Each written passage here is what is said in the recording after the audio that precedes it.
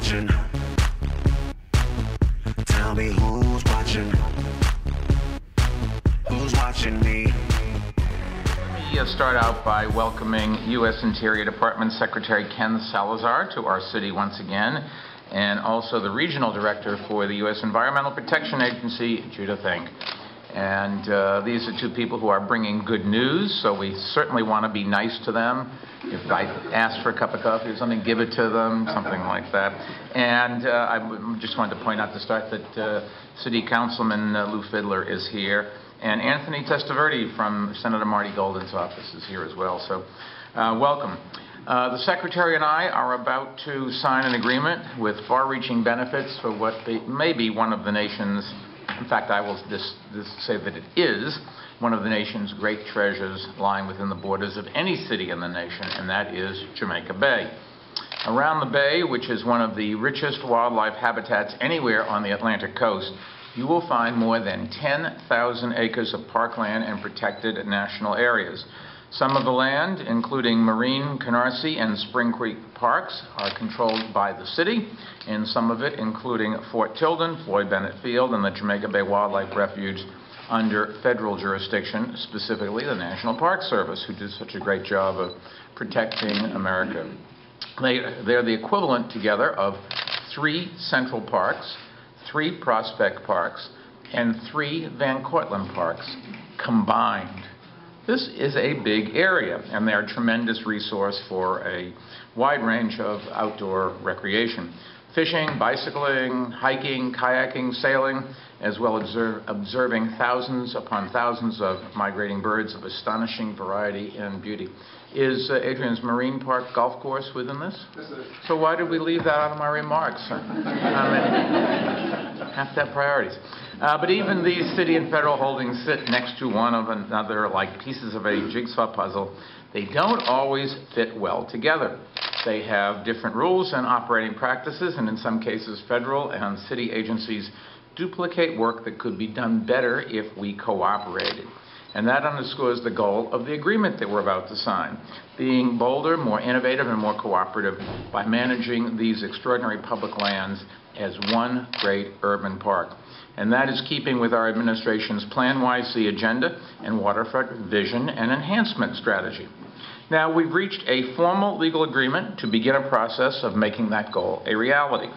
The structural details of this new partnership will be worked out in the months ahead.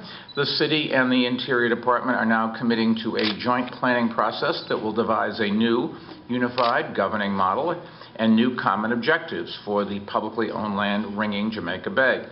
In addition to enhancing recreational opportunities, those objectives include restoring the bay's natural areas, improving its water quality, providing young people with service learning opportunities, and increasing government efficiency. And we're going to have lots of volunteers here. Our chief volunteer. All volunteers. Billings Burford, make sure. In fact, we're already working together to achieve all these goals, and they include improving the bay's water quality. For example, today the U.S. Environmental Protection Agency and the State Department of Environmental Conservation have announced that a 20,000-acre of Jamaica Bay and its adjoining salt marshes has been declared a no-discharge zone, and that's in line with the request that the city's Department of Environmental Protection made through the state DEC earlier this year, a request EPA reviewed and has now granted. And it means, what it really means is, because the EPA has determined that there are sufficient pump-out stations on or near the bay, boaters will no longer be permitted to release treated sewage in this no-discharge zone. And that's long been a ban, there's long been a ban, as you know, on untreated sewage releases as well. Now, earlier this month, the state also gave the green light to the Green Infrastructure Plan developed by the City Department of Environmental Protection that will greatly reduce stormwater runoff throughout the city. A public comment period is underway, and we expect final approval in a matter of weeks. The areas that drain into Jamaica Bay really are a big focus of that plan. The National Park Service is also working with the city to reach out to Jamaica Bay neighbors, especially our young people, to give them more opportunities to experience nature while learning about and improving Jamaica Bay. On the weekend before last, for example, NYC Service and the city's Parks Department partnered with the Park Service to bring more than 500 young people to Floyd Bennett Field and Marine Park for the first ever Great Urban, the first time in their lives, without leaving the city limits and while also cooperating in the city's Million Trees campaign. We're also joined today by students from the New York Harbor School on Governor's Island. Its students work with the Park Service and the Parks Department to restore the oyster population in our harbor, including in Jamaica Bay. And these are great examples of the kind of activities that, working together under this new partnership, the city and the Park Service will be doing more of. Now, before turning the floor over to Secretary Salazar, let me thank others who are also playing a part in this partnership, including the Rockefeller Foundation President, Judith Rudin, and its operating officer, Peter Madonia, who, in the interest of full disclosure, was a former deputy mayor in our administration. The foundation is particularly focused on innovative resilience in response to climate change, and they're funding in part the planning process I described earlier. So I want to thank them for their generous support. I also want to thank one of our best corporate citizens, National Grid, and its New York president, Ken Daly, for contributing to funding this planning process as well. Ken is a native of nearby Gerritsen Beach, and this gift reflects National Grid's commitment to our city, to environmental restoration, and to giving New Yorkers greater access to our natural treasures. Marion High School, an incredible New Yorker, happens to be true, and the chair of the National Parks of New York Harbor Conservancy is with us today. She has devoted decades, even though she doesn't look old enough to do that, she has devoted decades of her life to advocacy on behalf of New York's gateways, which makes today particularly meaningful to her. And we're also joined by Marie Salerno, also of the National Parks New York Harbor. Theme on America's Great Outdoors, that I think New York and New York Harbor and all of its facilities really are a North Star for what we can do for a great urban park in America. And I think that the partnership that we're working on, that we will memorialize today, will bring that vision to a reality. It seems like it was only yesterday, but it was almost 3 years ago when Marion High School wrote a letter to me in her own handwriting and asked me to come to New York and to start working on issues around Jamaica Bay, and then later with Marie Salerno and others trying to move forward on a vision that would really try to integrate what we're doing here with the city of New York. And I think we have come a long ways. There have been many of you who have been making this happen. I want to point out again Tom Secunda, who the mayor already introduced, but on behalf of the Department of Interior, the National Park Service, he is the president of the National Parks Conservation Association. And in that regard, they oversee the nearly 400 national parks as our partners in making them what Ken Burns called America's best ideas. So I thank him for his presence here. Maria Burks, who's our commissioner for the National Parks of New York Harbor. John Jarvis, our director of the National Park Service. Judith Think, who we'll hear from and have her make the announcement buttressing what the mayor just said on clean water for Jamaica Bay, and so many others who have made this possible. I want to just thank you for getting us to where we are today. Let me make a couple of comments here from my written remarks, and they're long, so I'll try to shorten them. In New York, I think when we look at what we are trying to do here, we're trying to bring together the amenities that already exist here and try to connect them up. And so one of the things that we're doing in Jamaica Bay is trying to move forward to connect up the Greenway. We have a New York Harbor Trail that has a missing link about 1 mile.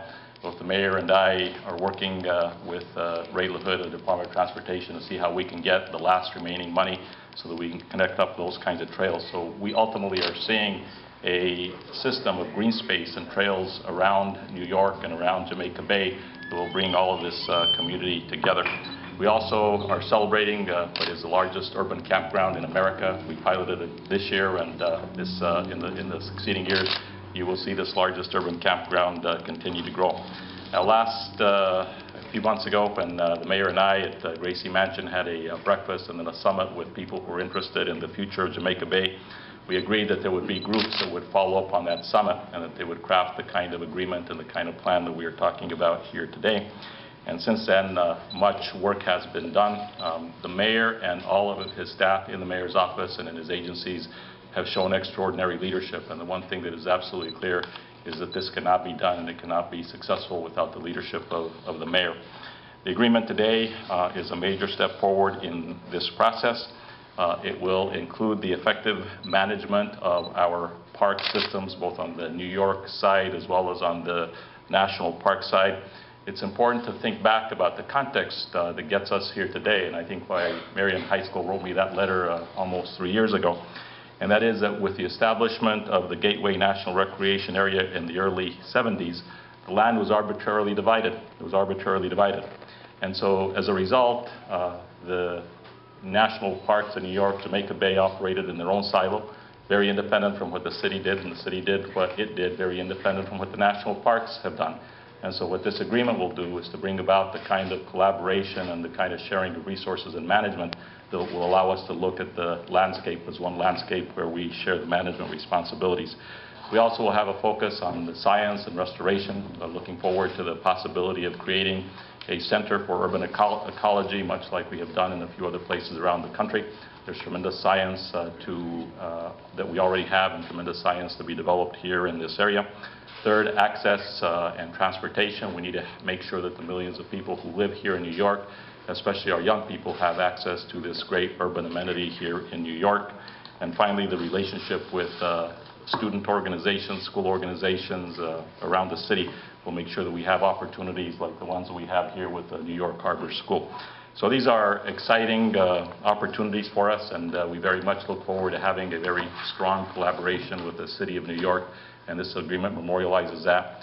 And with that, let me turn it over to... Collection of people coming together on important issues. It's a privilege for me to stand with Mayor Bloomberg and the Secretary of Interior, and really fun to be with the Harbor School students, because we're all young at heart, but you are the next generation of environmental stewards. So thank you for being here, and thank you for growing oysters and for everything you do and for your teachers. I'm the regional administrator for EPA Region 2, which is the best region in the country. It includes New York, New Jersey, Puerto Rico, the U.S. Virgin Islands, and the 8 Indian nations in New York.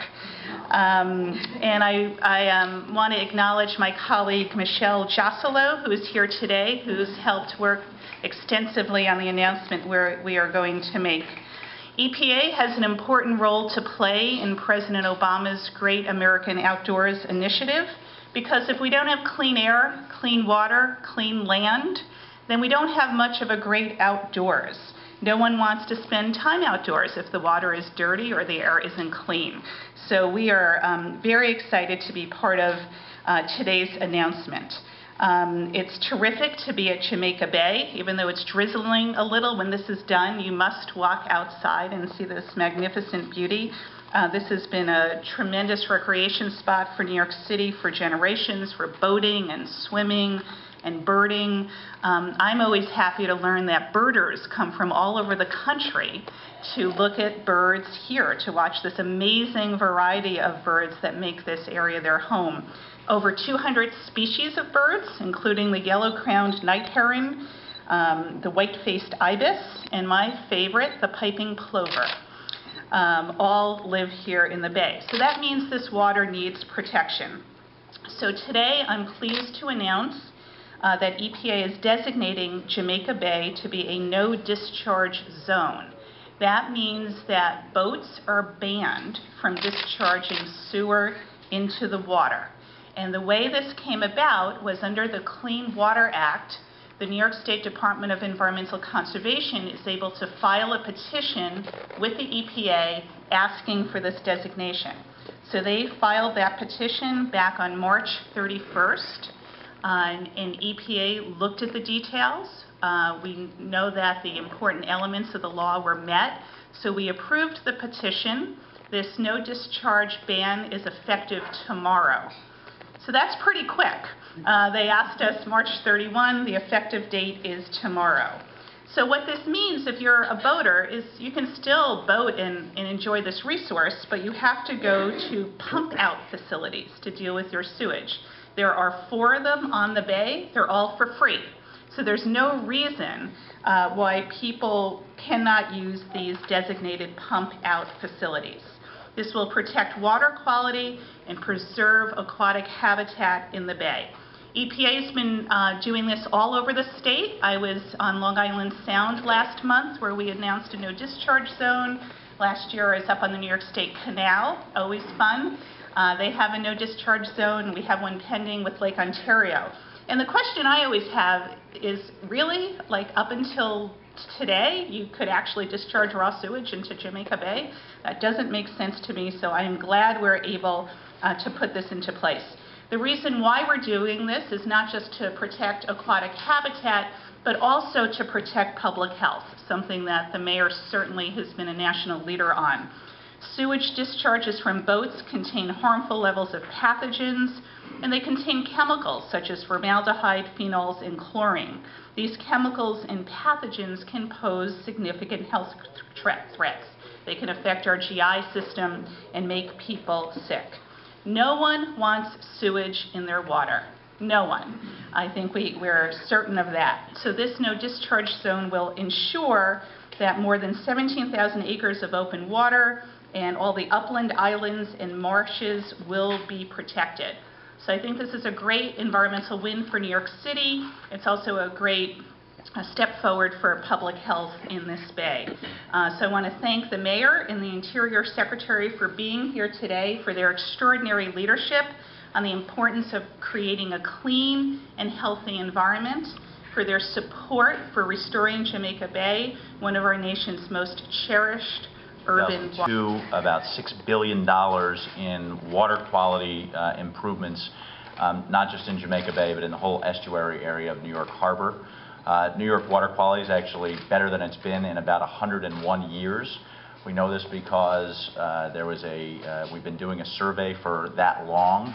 And so thanks to these investments, which include expanding wet weather capacity, investments in combined sewer overflow reduction, and advanced treatment, we just were able to certify under the Clean Water Act for the first time ever that New York City's entire sewer system is compliant with meeting Clean Water Act standards. In addition to the National Park Service, Department of Interior, the U.S. Army Corps of Engineers is a very major partner in beach nourishment, beach replenishment, and there will in fact be a major rehabilitation project being done with the city by the Army Corps of Engineers with some city funding and also in cooperation with the National Park Service because we have a joint jurisdiction there. But you can, in the very near future, we'll be starting a project to rebuild that, stabilize it, and get the whole area fixed up.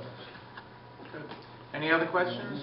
If not, I just wanted to once again thank Judith and Ken for all of the things they do for the environment, particularly the environment in New York City. So thank you. Keep coming back with good news, will you?